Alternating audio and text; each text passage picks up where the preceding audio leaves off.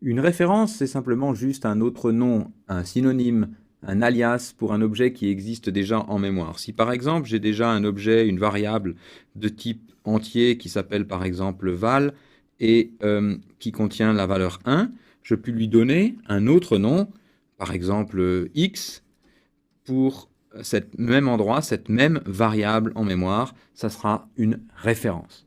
Une référence, ça sert donc juste à désigner un autre objet qui est en mémoire, et c'est exactement ce que l'on utilisait lorsque l'on faisait des passages par référence. Si on avait par exemple une fonction f qui prenait par référence un entier a, qu'on écrivait donc comme ceci, avec le signe et ici, ce que l'on faisait, c'était bien qu'on faisait un passage par référence. Si donc quelque part plus tard dans le programme, j'avais déclaré donc par exemple un entier que j'appelle, disons B, que j'initialise à 3, et que je faisais donc un appel à f de B, B ici était passé par référence à la fonction f au travers de la variable a, paramètre donc de la fonction f. Ce passage par référence permettait que ce soit le même objet ici qui soit désigné à l'extérieur et à l'intérieur de la fonction. C'est ça dont il s'agit quand on parle de référence. La syntaxe très générale donc de déclaration d'une référence est la suivante. On va pouvoir donc généraliser cette syntaxe utilisée par le passage par référence dans les fonctions en ajoutant ici le signe « et » derrière le type, puis donc le nom d'une référence. Ça n'est pas une nouvelle variable, c'est juste une nouvelle étiquette sur une variable qui existe. Et puis ici, on la lie à un identificateur. Si je reprends donc un exemple avec donc ici une variable qui s'appelle val, qui est de type entier, qui contient la valeur 1, je peux alors à ce moment-là déclarer ici une référence que j'appelle x et qui est donc un autre nom sur la variable val ici.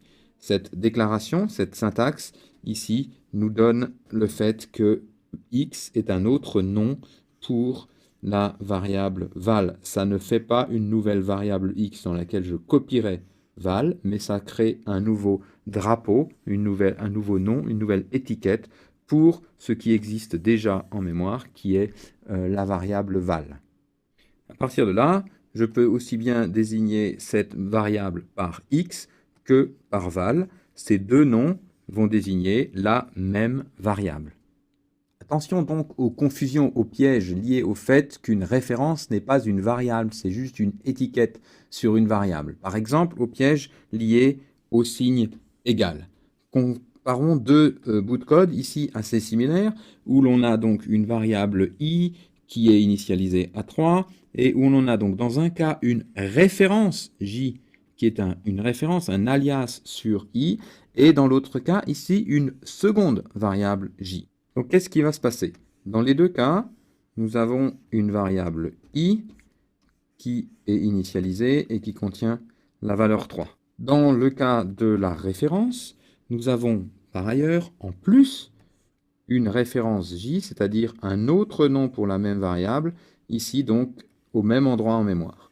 Alors que dans le cas de droite, nous avons ici une variable j qui, par contre, est donc une seconde variable et très différente. Donc dans ce cas-là, ce qui va se passer, c'est qu'on initialise j avec la valeur de i. Donc on copie la valeur de i dans j. Alors que ici, dans le cas de gauche, dans le cas des références, c'est le même objet, la même variable qui est référencée. Ça a pour conséquence que, donc, si on affecte 4 à i, dans le cas de la référence, ce qui va se passer, c'est que à la fois i et j vont avoir la valeur 4, donc j vaudra aussi 4, alors que dans le cas de droite, ici, nous avons juste i, la copie ayant été effectuée, cette flèche n'a plus lieu d'être, la copie est terminée, et c'est donc seulement i est lui seul qui vaut 4, j continue à avoir une valeur 3 ici. De même, si on modifie j, dans le cas de la référence, modifier j revient à modifier aussi i. Donc ici, si je modifie j, alors i vaut aussi 6. Alors que dans le cas de deux variables complètement différentes, si je modifie j, alors à ce moment-là, i n'est pas modifié et i vaut toujours 4. Deuxième petit piège avec lequel on a souvent des confusions, c'est le sens de const. On avait déjà insisté plusieurs fois sur le fait que const voulait dire qu'au travers de l'objet qu'on a qualifié de const, on ne pouvait pas modifier, mais que cet objet pouvait par ailleurs être modifié. C'est en particulier le cas avec des références. Regardons donc ici, toujours avec un entier i qui est initialisé à la valeur 3, et on déclare donc ici un const référence, une const référence sur i, donc ici que l'on appelle j, c'est-à-dire que l'on a défini ici un autre nom, un autre drapeau, une autre étiquette, mais on va dire qu'au travers de cette étiquette, et je vais la dessiner donc comme ça un petit peu plus grasse, au travers de cette étiquette, on n'a pas le droit de modifier le contenu. Ça ne veut pas dire que le contenu ne peut pas être modifié par ailleurs.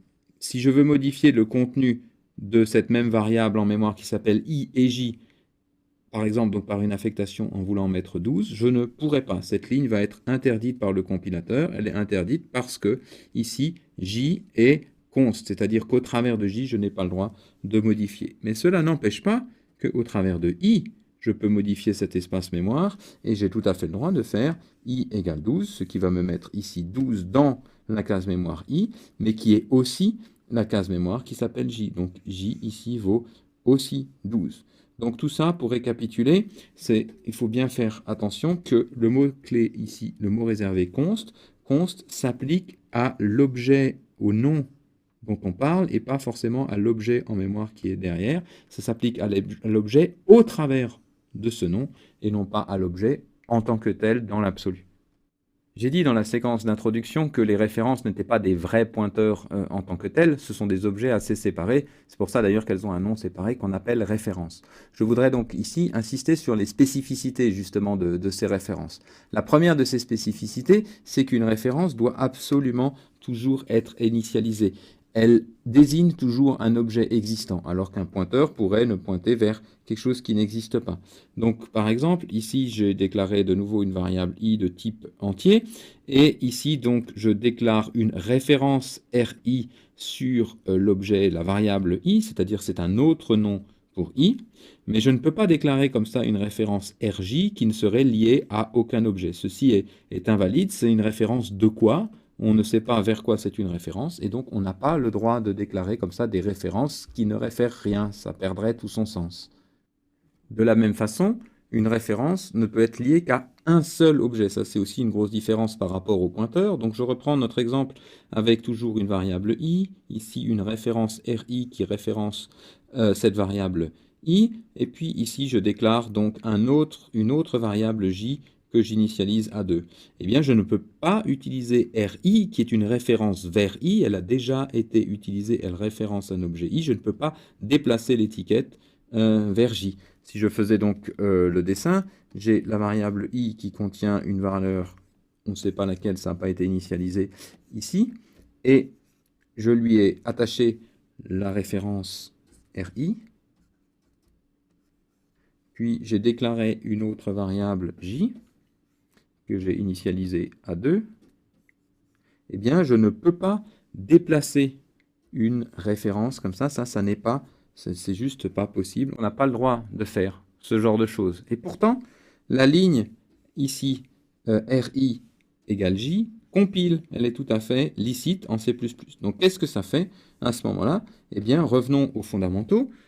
RI, qu'est-ce que c'est? C'est un autre nom pour i, c'est donc comme si j'avais écrit i égale j.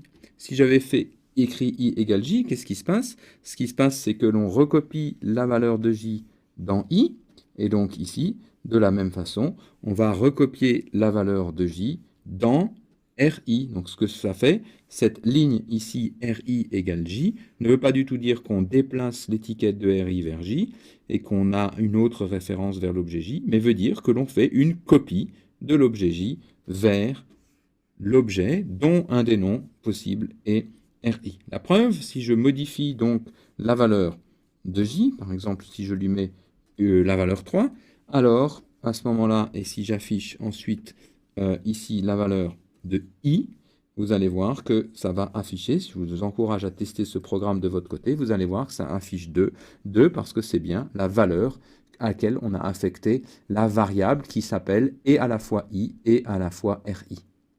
Troisième spécificité, enfin, des références, on ne peut pas référencer une référence. Une référence, ça n'est pas un objet en mémoire, c'est juste une étiquette de plus sur un objet en mémoire, et donc on ne peut pas prendre l'adresse, on ne peut pas référencer un tel objet. Donc si je reprends de nouveau notre exemple avec une variable i que j'initialise à la valeur 3, et dont j'affecte un autre nom, ici je donne un autre nom, je prends une référence R que j'appelle RI sur I, alors l'idée ça serait de se dire est-ce que je peux prendre une référence sur la référence RI? Ben non, RI n'est pas un objet en tant que tel, on n'a pas le droit comme ça de dire que on prend une référence ici sur une référence. Ceci ne prend pas de référence sur RI en lui-même comme le feraient des pointeurs, mais en fait sur I, sur la variable I. Donc même si cette ligne compile et fait en fait de RII une autre référence sur I, elle ne fait pas ce qu'on aurait voulu, disons au début, ce qu'on voulait expliquer, de référence sur l'étiquette RI elle-même. Pas plus, même si je changeais ici le type en disant que je veux une référence sur une référence, on n'a pas non plus le droit, c'est tout aussi faux, puisque cette étiquette RI n'a pas d'existence propre, ça n'est pas une variable en tant que telle en mémoire. RI, c'est juste un autre nom sur une variable qui existait déjà. Une conséquence de tout ceci, c'est qu'on ne peut pas faire de tableau de référence. On ne peut pas mettre les références elles-mêmes dans un tableau. Une remarque avancée, cependant, il faut savoir que la syntaxe int et comme ça avec deux signes et existe depuis C++ 2011, mais ça n'est pas du tout une référence de référence. C'est une notion beaucoup plus avancée, introduite donc dans cette nouvelle norme, qui veut dire une référence sur une partie droite d'affectation, ce qui nous emmènerait beaucoup trop loin et qui ne sera pas du tout abordé dans ce cours.